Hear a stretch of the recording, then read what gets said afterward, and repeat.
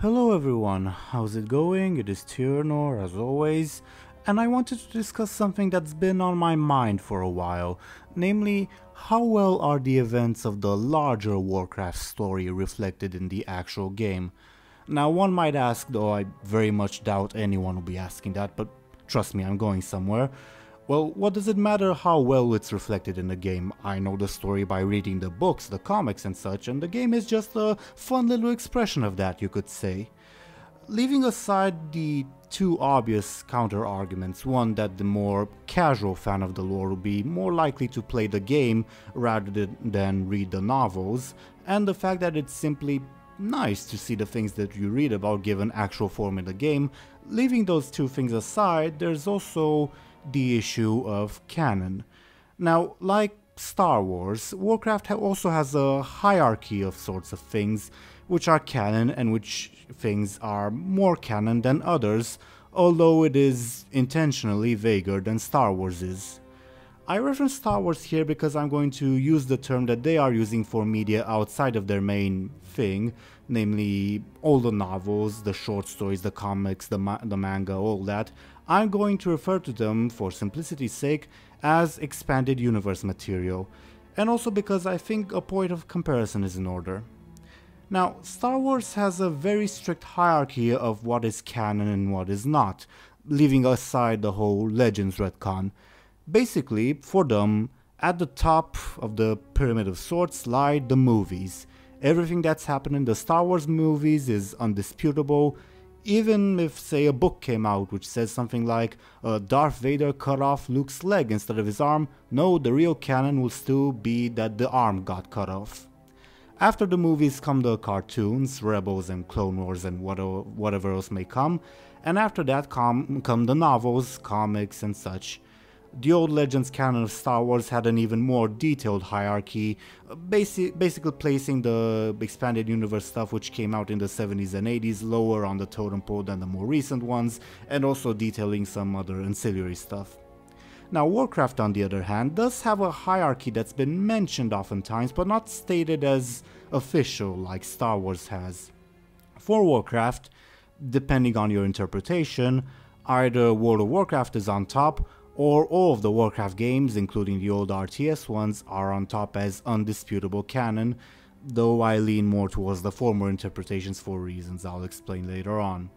Afterwards, depending once again on your interpretation of things, you either have the World of Warcraft Chronicles series, which was meant to be the be-all and end-all for Warcraft's history and lore, or you have all the expanded universe stuff bundled up together.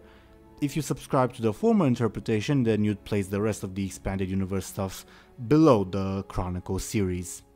Now, this is the theory behind it, but none of these interpretations are actually entirely true because of a little thing called retcons. A retcon, short for retroactive continuity, means to change or interpret differently the events of a previous work in the universe. A retcon is not necessarily a bad thing by itself. Sometimes the story is just stuck with a bad element that's just best to forget about. Big fantasy and science fiction franchises such as against Star Wars retcon stuff all the time, and it's typically accepted by the larger community without much comment. I myself made a video a few years ago detailing, at the time, what were some of my favorite retcons in Warcraft's lore, which I thought those made a positive contribution to the story. The problem with Warcraft, though, is that it retcons stuff all the time. Every time I review a new release, short story or novel or whatever, I include a retcon section which says, these are the new objective pieces of information that this novel or short story provided us, and here's the stuff that it retconned, without going into spoilers necessarily. And people at Blizzard have explained that they are mainly interested in creating a good story in the moment, in the current expansion of each game, in the current expansion of World of Warcraft rather, and if that means that past lore needs to be changed or even done away with completely, then so be it. Which means that the hierarchy I mentioned previously, shaky as it already was, more or less falls apart and is replaced entirely by a chronological hierarchy. Just as an example, the novel Before the Storm, which came out just a few months ago, would be more canon than, say, Night of the Dragon or Arthur's Rise of the Lich King, which came out around the beginning of Wrath of the Lich King, and those would be more canon than Of Blood and Honor, which was the very first novel in the Warcraft universe. The same thing applies to the game. Battle for Azeroth is more canon than Legion, which is more canon than Warlords, and so on and so forth. Now, the main issue here, and the thing that I like to discuss more, is what happens when simultaneous pieces of lore contradict each other. And this is why I'd like to talk about the War of Thorns, the in-game event, and the two novellas which accompany it, A Good War and Elegy. The War of Thorns in-game event, as well as A Good War and Elegy, appeared more or less at the same time in the lore and talk about the same events, obviously. But they contain a lot of differences between them, both major and minor. Now obviously they're not intended to contradict one another, but rather to complement each other. For instance, the two short stories don't really go into much detail when it comes to the war in Darkshore, since that's where most of the in-game stuff takes place. Also, the short stories, though they introduced it and followed it up, don't include what exactly happened during the burning of Teldrassil cinematic, instead letting that piece of media speak in its place, so to say. On the other hand, the game barely touches upon the war in Ashenvale, which is an important part of the short stories. Which is fine from the point of view of someone like me, someone who knows the lore and is going to play both the game and read the short stories. However, there's two problems with that. The main one, and the most obvious one, is that the vast majority of people are only going to play the in-game stuff and not read the short stories, or at best just read a summary or watch a YouTube video or something. Which is bad for a variety of reasons, though my main issue with that is that, in my opinion, the game did a pretty lackluster job regarding this in-game event with the exception of the last several quests. The other issue is that there are some pretty big contradictions between the in-game stuff and the novellas, which kinda signifies a difference in general between in-game lore and expanded universe lore. And the vast majority of these contradictions revolve around Ashenvale's part in the story.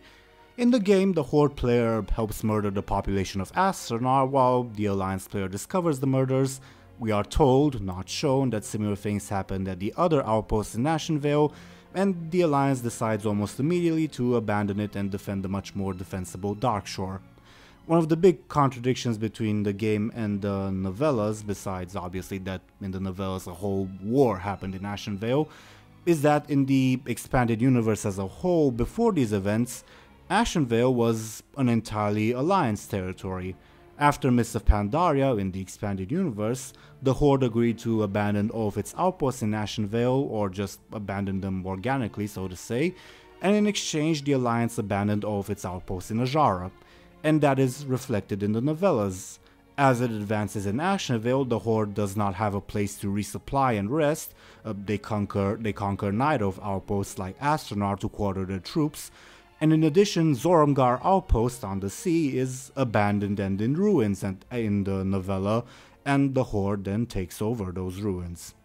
The game, however, does not reflect that piece of geopolitical information. Since the zone has not been updated since Cataclysm, all of the Horde's outposts are still in place, though they don't play a role in things, and Zoram'gar is fully functional and capable of supporting the entire Horde army and plays a small part in the questline. This is just one of the bigger examples. Now I think that most of these differences are due to convenience rather than an intent to establish a separate continuity, so to say. There's no point in spending resources to change most of Ashenvale to reflect these things if most of the in-game event will take place in Darkshore. Just use the existing assets and move on to more important things. I'll give you another example. At the end of the Alliance questline, when the player is in the burning Darnassus and Gen Greyman comes through the portal to save his wife, who was protecting a child. In the Elegy novella, that child is a Night Elf infant girl, and she is used by the author to dramatic effect when they arrive in Stormwind. In the game, that child is a Gilnean girl. In the novel, in addition, Mia Greymane's legs are broken and Gen has to carry both her and the child to safety. In the game, Mia is mostly fine and runs through the portal by herself, as does the child. So why these differences? Well, because of convenience.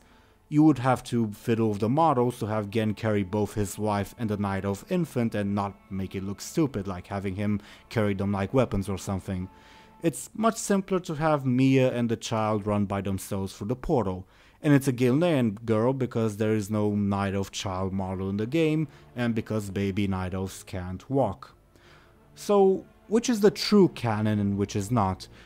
You can argue that Blizzard has stated repeatedly that the lore of the game trumps other pieces of lore, or you can argue, like me, that the in-game lore tells a more incomplete and more flawed story. But leaving all that aside, in the end, all of this is more down to personal taste than anything else.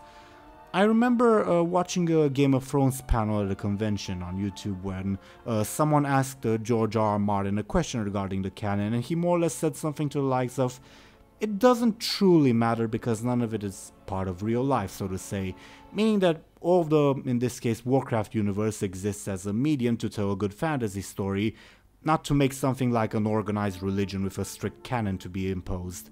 If it makes you happy to interpret the lore of Warcraft that, say, Thrall leads a secret cabal of vampires, then go ahead.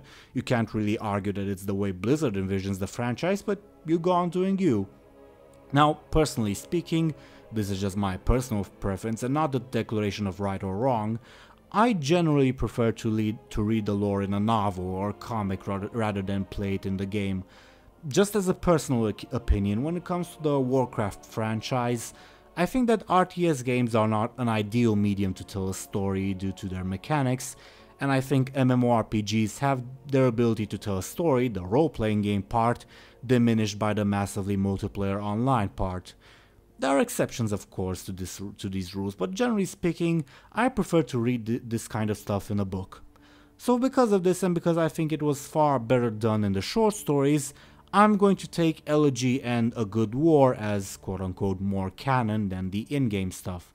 You could make just as much, if not a more valid argument, saying that the in-game lore is more valid, and I would not disagree with you. In the end, it's just a matter of preference, of personal preference. Thank you to everyone for watching, and I'll see you all in Battle for Azeroth.